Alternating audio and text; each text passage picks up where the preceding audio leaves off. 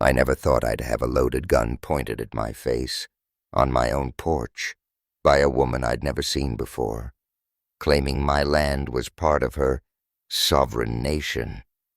She called it the Independent Republic of Arcadia. I called it Tuesday. And let me tell you, by the end of that night she was in cuffs, screaming in my bathrobe while 3 cops hauled her off my property. So here's how all that went down. My name's Derek Miller. I'm 38, work remotely designing indie video games, and I live out in the middle of nowhere, just outside a small town called Masonville. If you drive about 40 minutes past the last gas station, down a gravel road with no name, you'll hit my little slice of peace. 2 acres of field, 1 cabin, and 1 very loyal black lab named Duke. I don't need much else. I've always liked solitude. Grew up in the city, but it wore me down. These days, I spend most evenings on the porch, just watching the sun drop behind the wheat and letting Duke chase rabbits he'll never catch. No neighbors, no sirens, no drama. Or so I thought.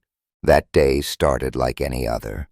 I'd wrapped work early, cracked a beer, lit up a cigarillo, and leaned back in my old rocking chair, the kind that creaks just right when the wind hits. Duke was nosing around by the gate, chasing his tail. Golden hour was rolling in, and I swear I almost dozed off right there on the porch.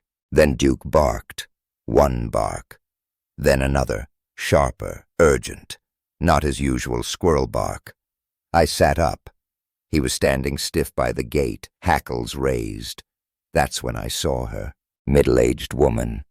Blonde hair pulled tight, sunglasses still on despite the low sun. She wore a windbreaker, jeans, and the kind of smug face you only see in HOA board meetings or low-budget legal dramas. I got up slow, told Duke to back off. He didn't. That alone put me on edge. Duke's obedient to a fault.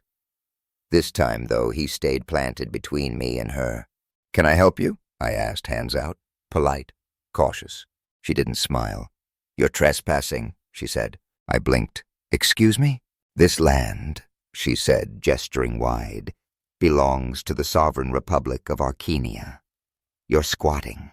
Now I've heard some wild stuff before, worked Comic-Con booths for years, but that was new. I told her I owned this property, had the deed filed at Masonville County Clerk's office, and had lived here for going on 5 years. She cut me off. "Your documents are invalid under Arcanian law," she snapped. "This land has belonged to my family for generations. You've been served." No papers, no ID, just vibes and delusion. I asked to see proof. That's when her tone shifted. She told me she didn't need to show me anything because she was a sovereign citizen, above U.S. law, state law, and certainly me. At that point, I pulled out my phone and hit record. She noticed. "You don't have my consent to record," she hissed. "You don't have my consent to be on my property," I shot back. We yelled. Duke barked. The sun dropped lower. And then she reached into her purse and pulled out a gun. Not a threat anymore, a weapon. She aimed it. Low, shaky, but real. I froze. Duke went feral. I raised my hands, heart pounding. I'd served 2 years in the Guard, so I knew enough to know she didn't know what she was doing, which made it worse. I backed away slow, told her I'd leave. Just let me grab my essentials. She nodded, smug, like she'd won. I grabbed a bag I keep by the door. Laptop, charger, passport, hard copy of my deed, some jerky, Duke's leash. I told her to enjoy the presidential suite and left. As soon as I hit the road, I called my sister, Emily. She lives in town, 10 minutes from the sheriff's station. I told her what happened. She said, "You're coming to my place, right now." I drove. She cooked. I ate in silence while she paced. I was exhausted, wanted to sleep.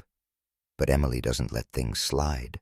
So at 10:14 p.m. we walked into the sheriff's office. Sheriff Cole Barnes is the kind of man you'd cast in a western. Gray mustache, heavy boots, and a stare that could cut concrete. I showed him the video, her rant, her threats, the gun. He didn't say much, just stood up and told 2 deputies to saddle up. "Let's go get your house back," he said. We rolled up quiet. No sirens yet. Her car, a maroon station wagon, was parked on my lawn. I could see lights on inside. My house. My porch. And she was in there, living out her dictatorship fantasy. They knocked. No answer. Knocked again. Still nothing. Sheriff Barnes raised his voice. "We have a warrant. Open the door, ma'am, or we're coming in." Eventually, the door creaked open. She stood there, in a bathrobe I didn't recognize.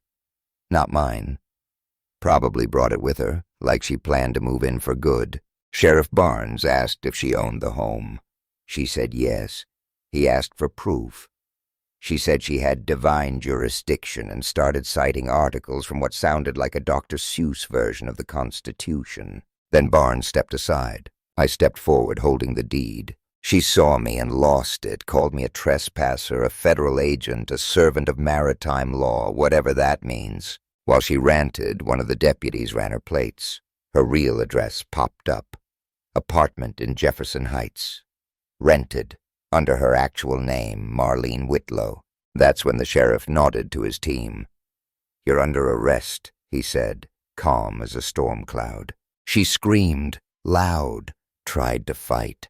Took 3 of them to get her into the cruiser while she shrieked about international tribunals and the Queen of Archenia. And me? I just stood there, watching. Duke back at my side, tail wagging like nothing happened. Funny thing is, I almost felt sorry for her. Almost. But then I looked down at the bullet hole in my porch step and the sympathy went away. You can believe whatever you want. You can make up your own flag, your own country, your own rules. But when you step onto someone else's land, waving a gun and screaming sovereignty, you'd better be ready for reality to slap back. Hard. Whose land is it now, Marlene?